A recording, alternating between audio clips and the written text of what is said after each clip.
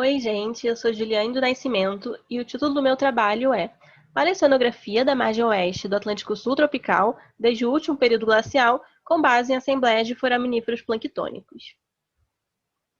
Bem, os sistemas de circulação oceânica são muito importantes na variabilidade climática mundial, devido à capacidade dos oceanos de armazenar calor, onde isso ocorre nas baixas latitudes, e de transportá-los até as altas latitudes, onde esse calor é liberado para o meio.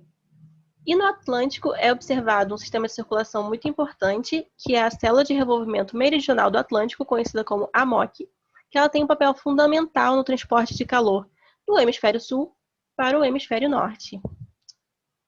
E as correntes que estão envolvidas nesse processo são a corrente sul equatorial, que se bifurca em corrente do Brasil e corrente norte do Brasil, que em última análise é a corrente norte do Brasil, que vai levar esse calor para o hemisfério norte.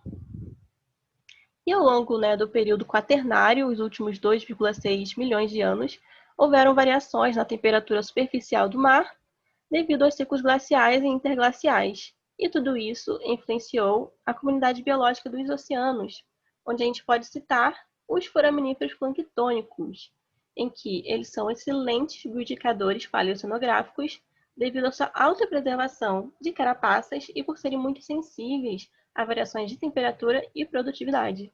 E é através da análise de suas carapaças, análise isotópica e química, e também através da observação da comunidade de foraminíferos planctônicos, da diversidade desses animais, é possível saber como estavam as condições climáticas passadas. E apesar da importância do Atlântico Sul nesse transporte de calor, muitos dos estudos são voltados ao Atlântico Norte. E estudar o Atlântico Sul é importante para se gerar dados para que haja o aprimoramento de projeções climáticas futuras. E com isso, o objetivo do meu trabalho é reconstruir as condições oceanográficas da margem oeste do Atlântico Sul tropical, desde o último período glacial, com base em assembleias de foraminíferos planctônicos, onde eu busco entender os impactos das mudanças paleoclimáticas globais na região. E para isso, houve a coleta do testemunho sedimentar marinho GL 80 na latitude de 8 graus sul e longitude de 33 graus oeste, como vocês veem aqui nessa figura, essa estrela aqui. E esse testemunho foi coletado pela empresa Petrobras a uma profundidade de 1.037 metros. E apesar do testemunho ter 17,4 metros, eu só trabalhei os primeiros 200 centímetros dele, como vocês veem na figura. E também fiz em uma resolução de 8 centímetros. Bem, cada amostra do testemunho tinha 10 centímetros cúbicos e elas foram lavadas em peneira de 63 micrômetros, onde depois foram passadas para placas de Petri para serem colocadas em estufa por 24 horas a 50 graus Celsius. Logo depois, para a triagem, contagem e identificação desses foraminíferos planctônicos, foi utilizada a peneira de 150 micrômetros, onde foram feitos seguidos quarteamentos da amostra até que se encontrasse cerca de 300 espécimes. Logo depois eles foram observados em microscópio estereoscópio. E depois, para analisar as espécies dos foraminíferos, foi utilizado com base no livro Foraminíferos Planctônicos no Oceano Moderno. E também foi feito o modelo cronológico do testemunho, onde para isso foi utilizado 6 amostras com 400 foraminíferos das espécies Globigerinoides ruber e Trilobates saculifer, onde ocorreu a datação com carbono 14 e a calibração foi feita pela curva de Marine 13 e foi feita a interpolação dessas datações através de software Bacon, como vocês veem na figura, que mostra aqui a profundidade pelo tempo. E esses riscos em azul que vocês veem são as 6 amostras datadas e entre elas essa interpolação dos dados feitos pelo software. Também foi feito nesse testemunho a reconstrução da temperatura para 10 metros e 100 metros pela técnica do análogo moderno. E isso foi para avaliar a variação da temperatura ao longo do tempo, como também avaliar a profundidade da termoclina, que é essa camada aqui de grande variação de temperatura. E o que eu encontrei com esse testemunho? Nesse testemunho havia um total de 24 espécies de foraminíferos planctônicos, onde havia maior presença de espécies de comportamento tropical e subtropical, o que é esperado para a área de estudo, onde as espécies que foram encontradas com maior abundância relativas foram Globigerinoides ruber, branco e rosa, Globigerinoides elongatus e Globigerinoides acuífer. E no atual estudo, a gente desconsiderou espécies com abundância relativa média menor que 1%, com exceção de Globorotaria inflata e Neogloboquadrina do tertrei, que elas são importantes, né, para avaliação das condições oceanográficas. E aqui é o resultado, né, da reconstrução da paleotemperatura para 100 metros e para 10 metros em graus Celsius, né? E embaixo aqui é a idade por 1000 anos. A gente observa que em 100 metros a temperatura não variou muito, né? Aqui de 30 a 20 mil anos, estando aqui por volta de 23,6 graus Celsius. Já em 16 mil anos a gente vê uma queda abrupta, né? Onde a temperatura chega a 22,4 graus Celsius, mas no atual, né, no momento atual, ela se encontra por volta aqui de 23,8 graus Celsius. Já em 10 metros, a gente observa um comportamento contrário em 16 mil anos, onde a temperatura tem um grande aumento, aqui chegando a 27,2 graus Celsius, mas no momento atual, ela aqui está por volta de 26,1 graus Celsius. E a gente observa 3 cenários no testemunho de anos 80, que são os cenários, né, do final do último glacial, que corresponde aqui a 30 a 21 mil anos atrás, a deglaciação, de 21 a 11 mil anos, e o Holoceno, de 11 mil anos até o presente.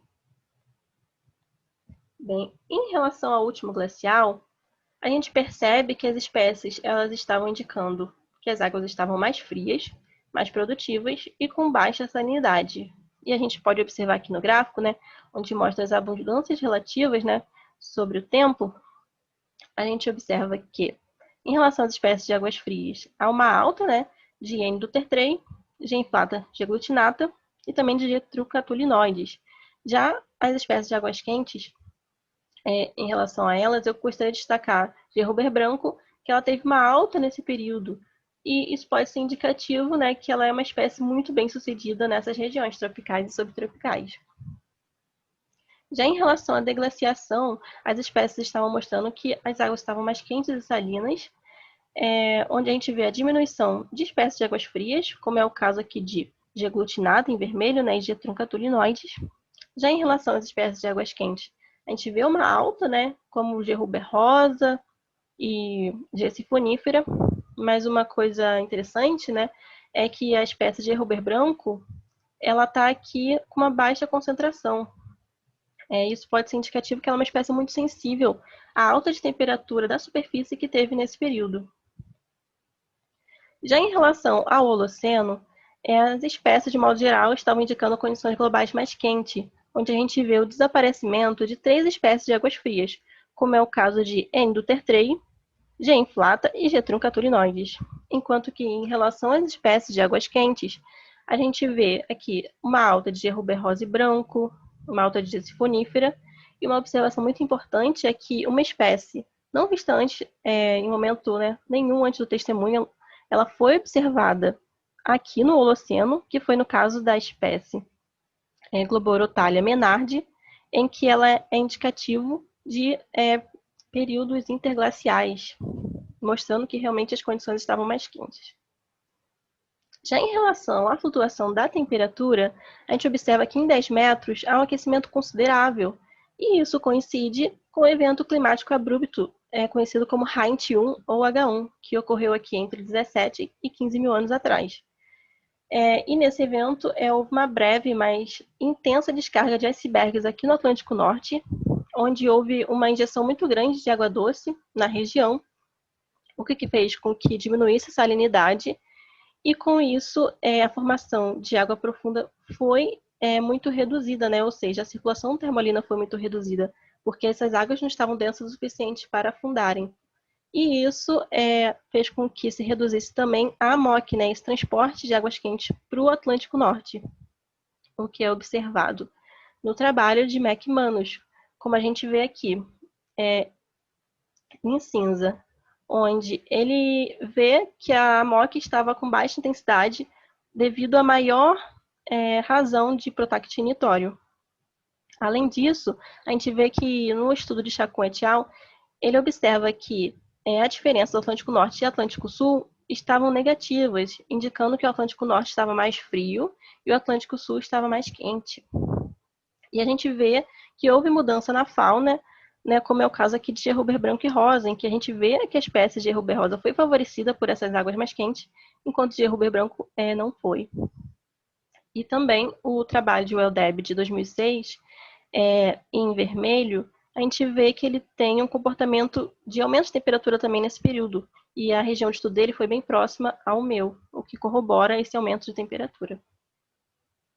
Já em relação à flutuação de temperatura em 100 metros, a gente vê que ela coincide, né, esse tempo coincide com a diminuição de ventos alísios sudeste. Como a gente observa aqui na imagem, esses ventos alísios sudeste, eles trazem uma grande quantidade de água quente aqui para o Atlântico Sul, né, para o oeste do Atlântico Sul. E como esses ventos alísios estavam com menor intensidade, houve uma menor chegada de águas aqui nessa margem do Brasil, o que fez com que a termoclina se levasse para a superfície, já que essa água estava em menor quantidade.